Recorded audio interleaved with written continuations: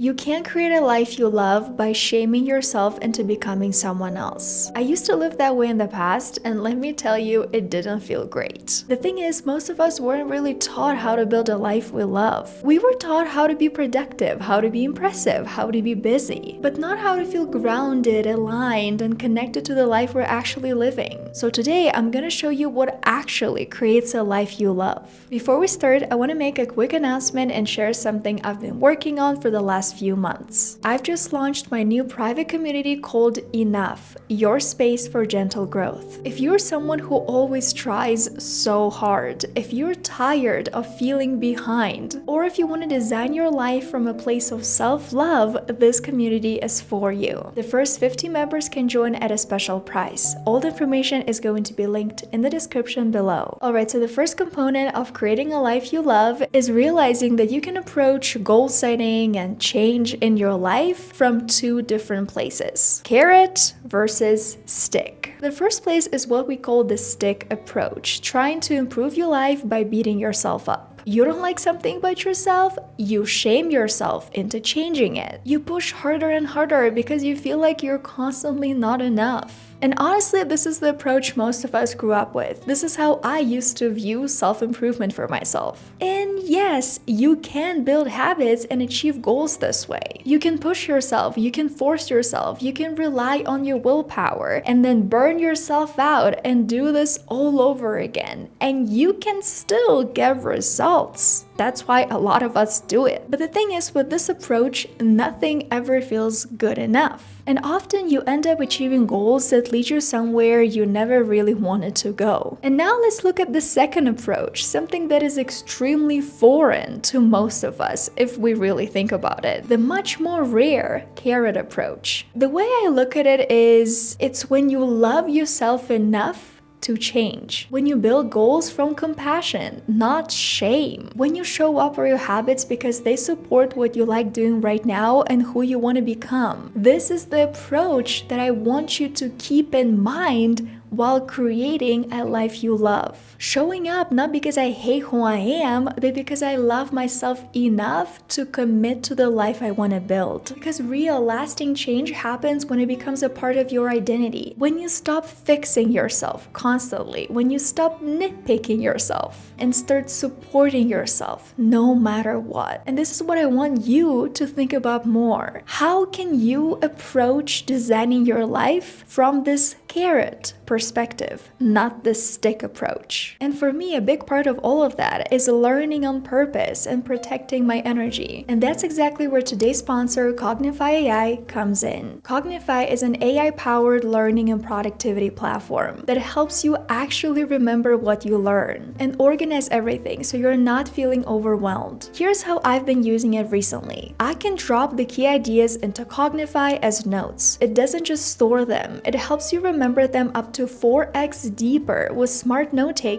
and 7x deeper when you use their assessments and quizzes. So it's not passive, it's active learning that sticks. I use Cognify's projects and notes so everything is in one place. Ideas, research, scripts, to-dos. They have a focus mode that breaks your day into manageable chunks so you're not trying to be on for 10 hours straight. It helps you get into deep work without burning out. And what I like most is that Cognify is not about outsourcing your entire brain to AI. It's designed for people who actually want to think. It challenges you, it helps you without making you outsource absolutely everything. I honestly think having a tool like this makes the whole process of learning new things feel so much more intentional and less chaotic. If you want to try it, you can use my code CognifyVeronika or click the link in the description. That gives you 2 months of Cognify Pro to really test it out and see if it fits into your routine. Alrighty, so the next part of creating a life you love is adding more play into your life. For a very long time in my self-improvement and productivity journey, I treated myself as a robot. I have to do this, it has to be done,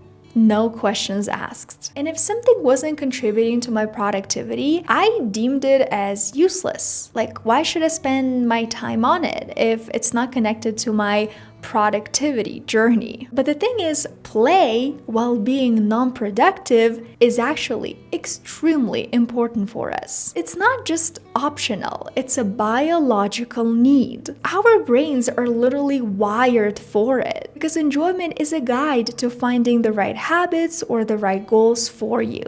And here I really like asking myself this question: if no one was watching, what would I actually want? I put two things on my 2025 vision board that were connected to doing something that I deeply loved. The first one is my handstand journey. So learning a handstand. That has been a very big goal for me in 2025, and I'm very happy to announce that I can now hold a handstand for a few seconds. The goal was to just have fun and obviously learn proper alignment because I didn't want to hurt myself. I thought setting a goal like learning handstands was a little bit silly. Like, I'm not a kid anymore, like why do I even want to do it? But again, does it even matter to have a logical reason why you want to do something if it makes you reconnect with your inner child, if it turns you into this playful person? Your passions often show up after you allow yourself to try things that seem silly at first. And so the second thing on my vision board that has been connected to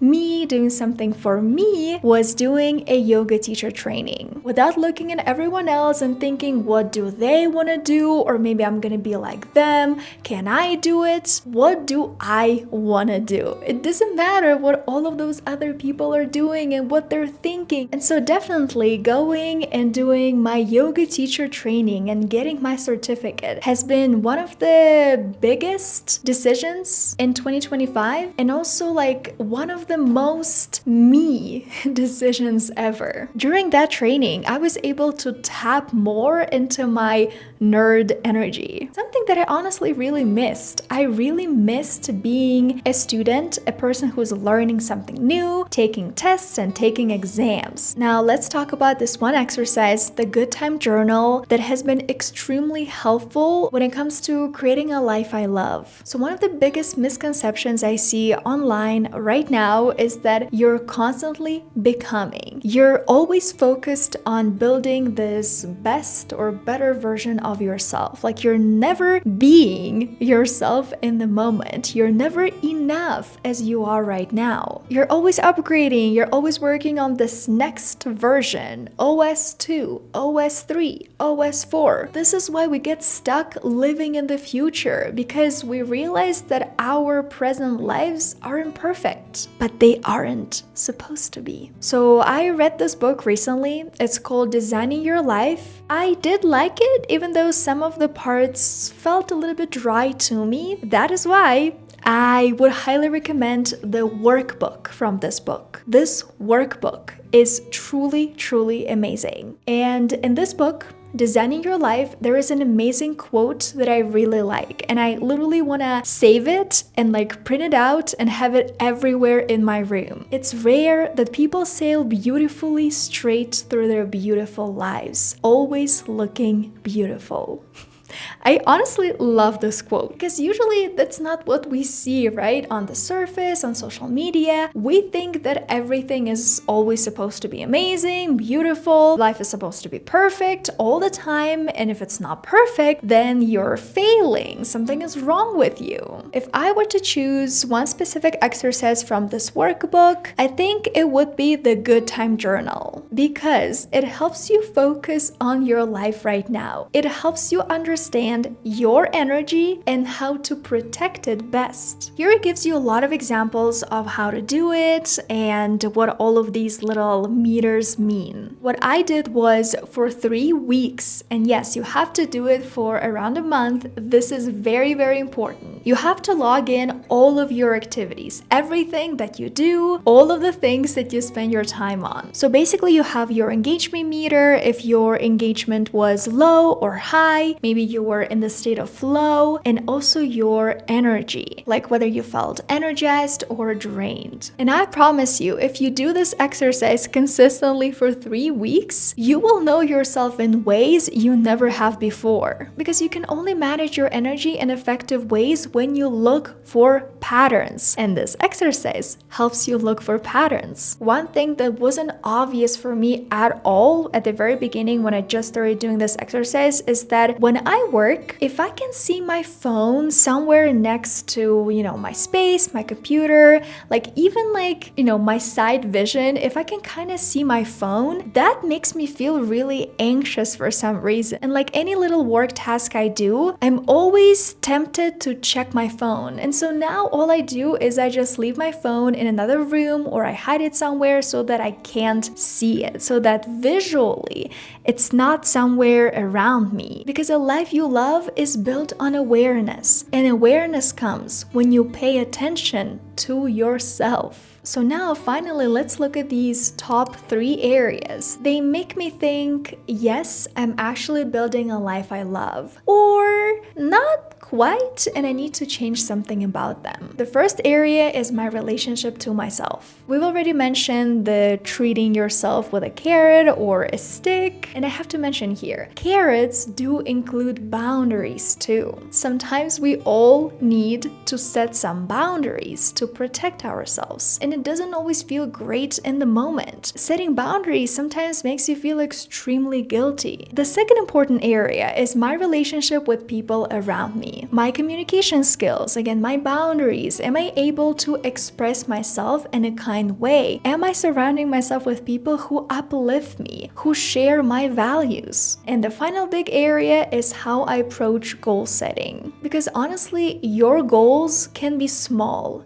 they can be silly, but they are still enough. You should still set those goals if they feel like they're deeply, truly yours. They don't need to look impressive to everyone else. It feels so much better to achieve goals that actually mean something to me than to spend months or years chasing goals that were never mine to begin with. Because you don't create a life you love by becoming someone new every single month. You create a life you love by finally falling in love with who you already are. So guys, I think it's going to be it for today's video. If you liked it, please don't forget to give it a thumbs up and subscribe to my YouTube channel. Your support, your likes, your comments, all of that means so much to me. One important thing that I always talk about in my YouTube videos is therapy and how much it has helped me become more connected to myself. So if you want to see my 4 biggest lessons, what 150 hours of therapy have taught me so far, make sure to check out this video right here. Just click right here and I'll see you there.